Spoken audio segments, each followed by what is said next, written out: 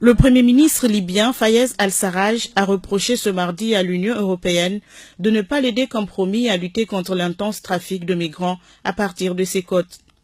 Le service diplomatique de l'Union européenne examine actuellement une demande de matériel formulée par le gouvernement d'al-Sarraj.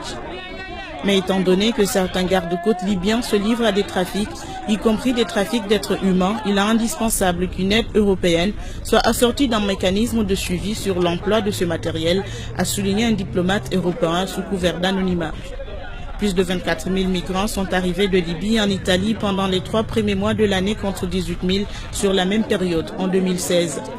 L'année dernière, 181 000 migrants, un record, étaient parvenus en Europe via les côtes italiennes, dont 90% en provenance de Libye. Selon les organisations internationales, 800 000 à 1 million de personnes, majoritairement originaires d'Afrique subsaharienne, se trouvent actuellement en Libye dans l'espoir de gagner l'Europe à bord d'embarcations de fortune. En Libye, les migrants qui tombent aux mains des passeurs sont systématiquement victimes de malnutrition, de sévices sexuels et ils subissent même des meurtres, a déploré mardi l'Organisation internationale pour les migrations, publiant des témoignages de migrants réduits en esclavage ou kidnappés, puis libérés en échange du paiement d'une rançon.